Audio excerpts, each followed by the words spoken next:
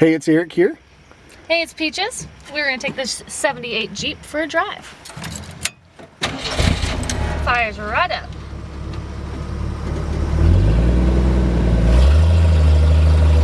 Three-speed manual.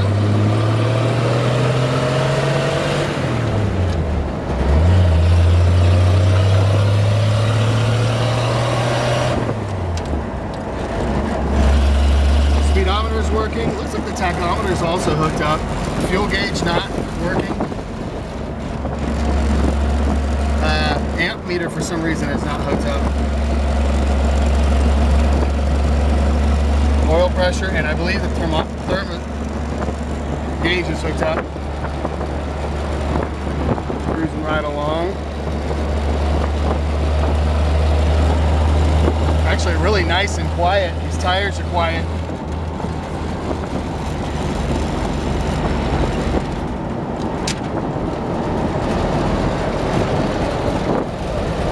Gonna let that clutch out.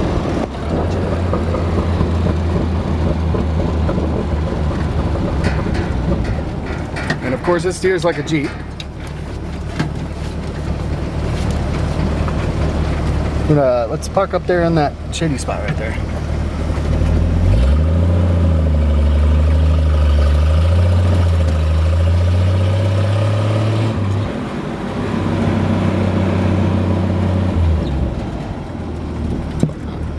Perfect. All right, e-brake works. Oh. I usually do more talking in my videos while we're driving along, but it's open top. E-brake's on, right? It is. That's nice.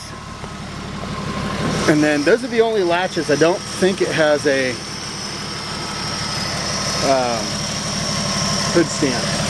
But somebody just went through this engine. MSD ignition.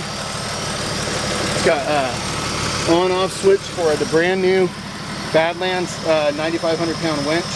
And the big thing is somebody who just went entirely through this engine, cleaned the carburetor. You see brand new seals there. And in fact, if you want to, go ahead and turn it off. Just so I can hear a little bit better. And honestly, we just got this in. So just taking it really kind of for a first drive. We wanted to toss it up there and let somebody grab this up like a kind of a Christmas special. So it's got a brand new battery, brand new fuel pump, brand new alternator. I think they may have reused the old starter. It just on the very cold days, including this morning, really for the first time, it sounded like the Bendix was sticking a couple times when we went to start it. But every time, it's only done it twice. So every other time we've ever gone to start it, always cranked right up. New water pump, aluminum radiator, steel bumper on the front. Okay. Oh, there's a little spot of rust hole right there. Other than that, this frame is, I think from bumper to bumper, this frame is rust free. We're gonna go up underneath it here in just a second. But inner fender wells, firewall, and the hood have no apparent rust on them. Close that down.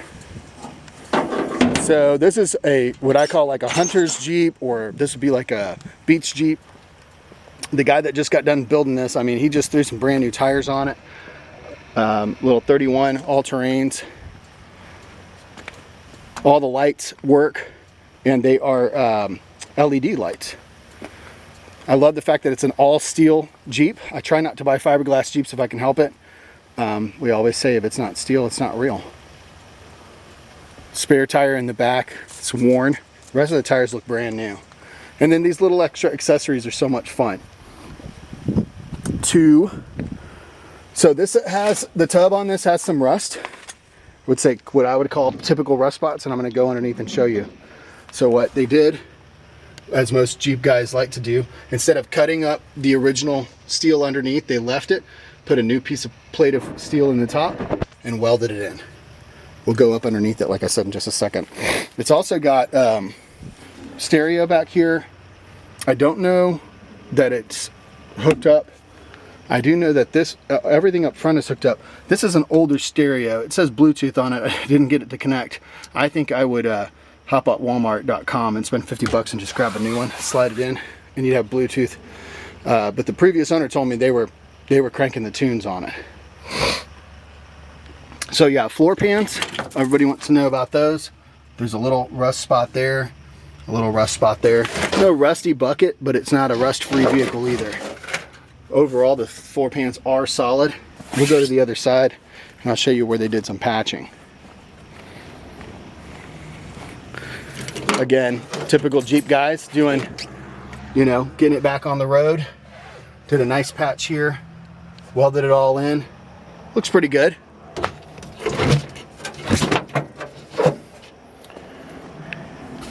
I actually like the fact that they put this panel on the front and did the 6x9s. It's really nice to have music when you're cruising. It's got the bikini top.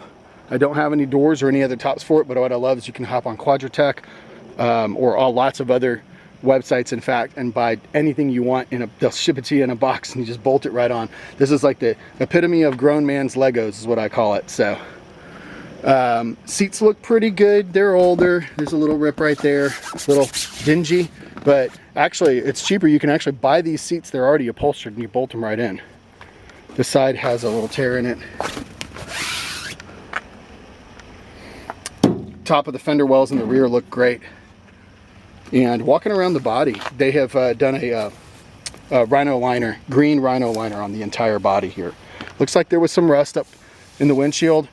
Got repaired on both sides, and if you look on the inside, you see a little bit of evidence of some crusties. But overall, it looks pretty good. After they rhino lined it, they put the window back in with new weather stripping. So the Jeep's got a couple little holes. Somebody had put a hood ornament there. A couple of little pops in the paint. It looked like they were touched up. But overall, the body's dang straight. These custom side steps were made and welded on afterwards. So under here, what I want to say is, to me, all the important stuff, which especially the frame, is all in great shape. And I actually appreciate the fact that even though they rhino lined the body on this thing, they did not go crazy trying to cover anything underneath. So you can actually see what it looks like. So original floor pan, got a little bit of rust here, a little bit of rust back here.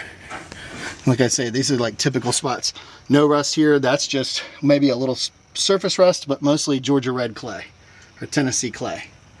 Surface rust, but no rust through on the frame in the back that I notice. New leaf springs were installed, new shocks, along with the new tires, the new LED lights. So it's nice to see the new leaf springs. Gas tank was cleaned. So shiny. I love to see nice, new, clean, shiny parts under a Jeep. Just especially stick out. And then again, back here, again, typical rust spots. This is the original parts of the floor pan in the rear.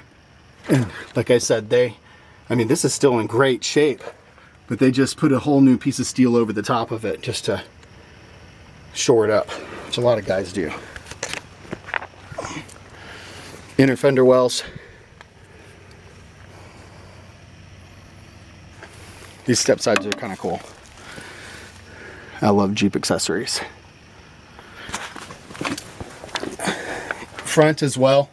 And I did a quick little video. The transfer case does engage in four-wheel drive. The lockers do turn on both sides. Again, original floor pan. Part of the rocker here, this is pretty common. Got some rust, but new steel on top of it, welded in. Frame on this side looks great as well. And no evidence of any rust through. Here in the back, floor pan. Over the rear, drive shaft. A little bit of, like I said, I'm calling the rust on this Jeep typical rust. You know, those few spots here and there.